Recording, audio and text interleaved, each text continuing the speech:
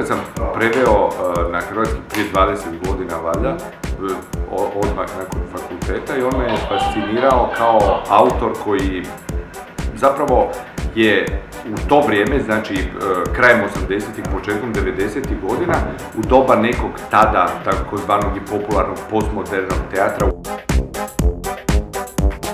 Mi smo radili u Mađarskoj negdje oko 2 mjeseca, možda mjesec i pol, 2. Taj ansambl Mala Dipe teatra, ti glumci koji su tamo čak na plaći, iako je to nezavisno kazalište, su vrlo disciplinirani, vrlo su hrabri, vrlo su radišni, tako da smo po cijele dane non stop radili. Mislim da je za njih bilo to jedno baš studijsko iskustvo, kao što je i umjetničko, artističko, jer kada radite s Buljanom, onda je to uvijek artističko iskustvo. I za mene je bilo vrlo neobično, ostalo zaljubila sam se u Budimpeštu.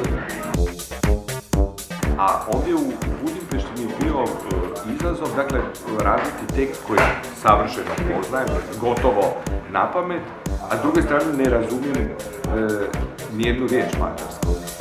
Sverd együtt mindannyiunknak vége neki robál! Akkor is ne rájönni! Zapravo u samom tekstu se govori, odvija se na 10 različitih lokacija, izvoditi ga u jednom tako malom prostoru i tako doći na neki način do one Klotesovske esencije u kojoj je glumac ključna teatarska figura, a ne niti prostor, niti scenografija, niti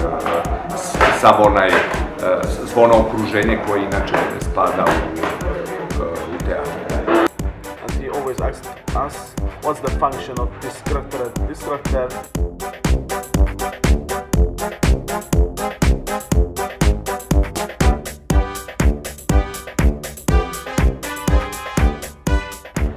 But it's not an easy job, it's not an easy work, but I'm happy that we did it.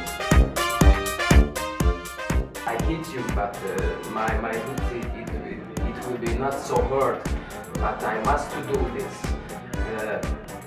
Then it's no problem.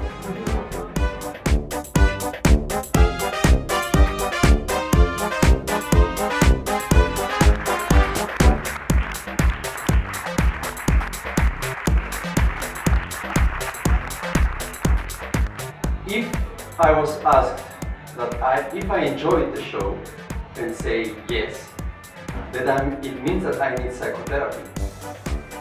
I cannot enjoy this show. I don't think that anyone enjoyed it in the sense of enjoying the show. But everyone appreciated and respected the work and actually saw a performance where it could touch them in a very personal way or in a more sociological way or in a theatrical way.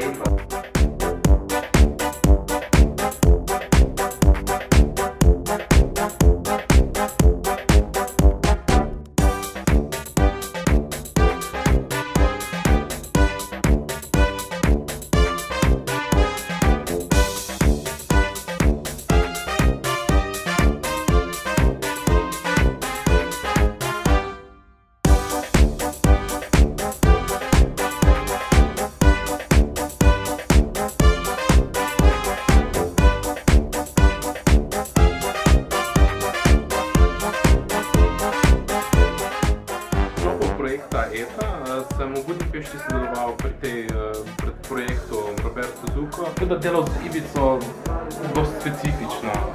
In v bistvu sem zelo hvaležen tudi, da ta način spoznam. Tako da vsakemu priporočam, da to izkusi.